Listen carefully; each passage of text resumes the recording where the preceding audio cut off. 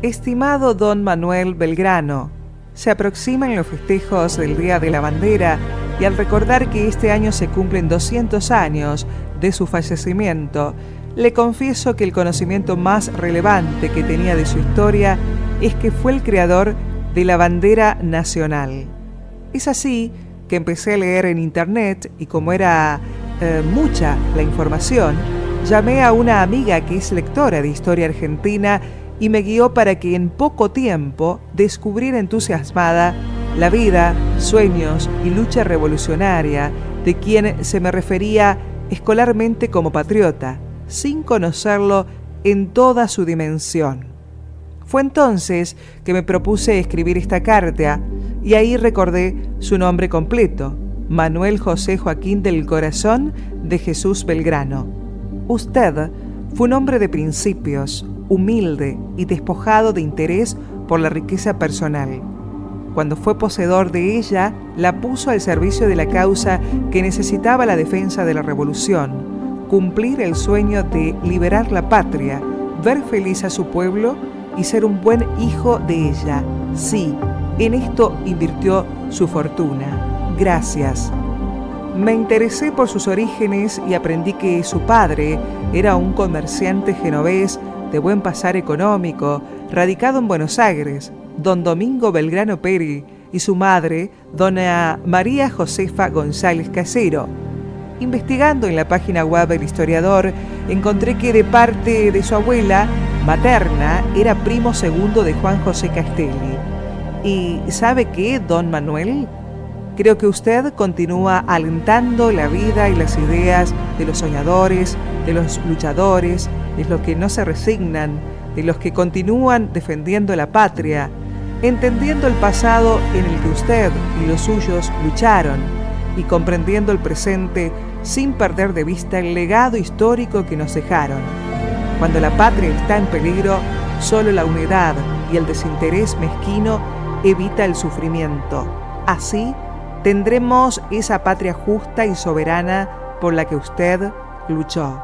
Es increíble que recién ahora muchos, como me pasó a mí, comprendimos quién era usted. Y hoy sí, hoy más que nunca, la mayoría deberíamos conocer mejor su historia y los tiempos de la independencia nacional, porque comprendiendo la otra historia, podemos comprender algo más del presente. He descubierto que en 1783 usted inició sus estudios en el Real Colegio de San Carlos y en 1786, junto a su hermano Francisco, llegó a Europa en plena Revolución Francesa para ingresar a la Universidad de Salamanca en la carrera de Derecho. 3 años después, recibió el diploma de bachiller en Leyes de la Universidad de Valladolid. De más está decir que vivió intensamente el clima de ideas de la época. Perdone usted mi desconocimiento, don Manuel, o mejor dicho, perdónenos, porque a 200 años de su muerte, la mayoría de los ciudadanos de este país desconocemos que usted había sido militar por accidente, pero lo más importante, había sido periodista, abogado, político, educador y un brillante industrialista y economista, interesado en la fisiocracia, que ponía el acento en la tierra como fuente de riqueza y el primero que pensó económicamente en esas tierras a las que soñó distintas, prósperas y justas.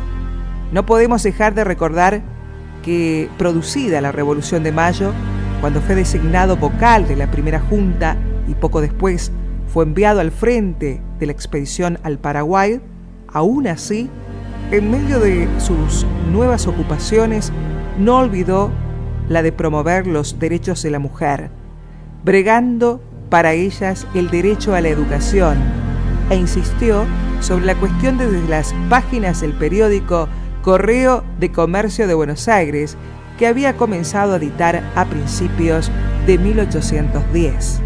Yo aspiro que su historia después de estos 200 años sea contada a los niños, jóvenes y adultos con toda la riqueza, la realidad, los triunfos, las derrotas, debilidades y emociones, y que no solo sea recordado como el creador de la bandera, que también nos enorgullece porque fue parte de su estrategia militar.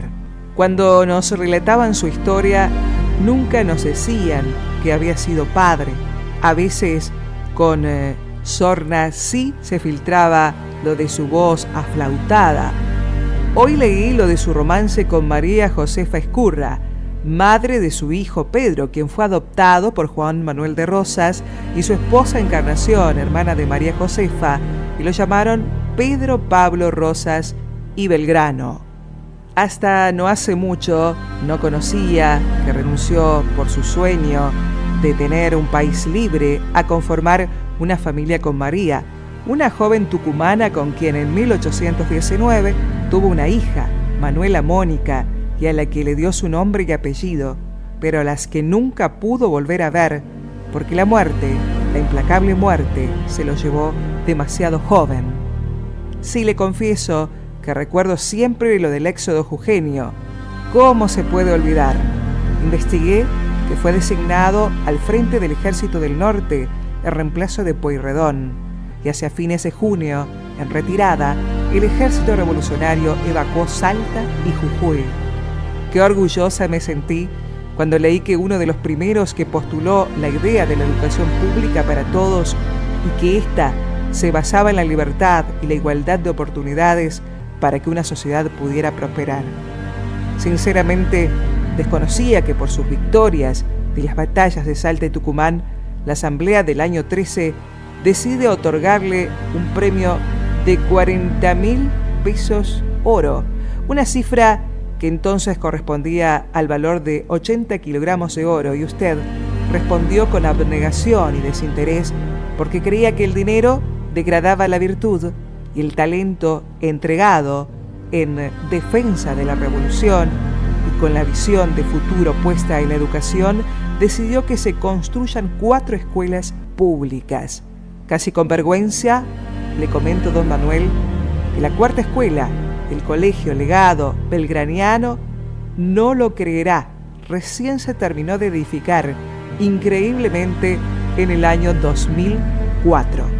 Cuánto desconocimiento he tenido sobre usted y sus pensamientos de avanzada, que quedé atónita cuando vi que el historiador Felipe Piña destacaba que Belgrano redactó un moderno reglamento para las escuelas y que en su artículo primero dice que el maestro debe ser bien remunerado por ser su tarea de las más importantes en la que se puedan ejercer. Discúlpeme, don Manuel, tampoco conocía que tenía un pensamiento sabio muy avanzado para la época, de una actualidad que asombra y se admira. No tenía idea que aquel hombre que tanto luchó y dio a su patria se nos fue en una extrema pobreza aquel lluvioso 20 de junio de 1820, en medio de la indiferencia general, mientras en plena guerra civil, Buenos Aires tenía 3 gobernadores en un mismo día. Aquel genial Manuel Belgrano que alcanzó a decir: yo espero que los buenos ciudadanos de esta tierra trabajarán para remediar sus desgracias. Sé hoy que le pagó a su médico con su reloj, porque era de su hombría no dejar deudas, y que el mármol de su cómoda sirvió de lápida. Y su último suspiro fue: ¡ay, patria mía! Sucede que escribiendo esta carta a la distancia y en el tiempo pude recorrer parte de sus sueños, pero también recordar los olvidos y las traiciones de la que usted, don Manuel, fue víctima.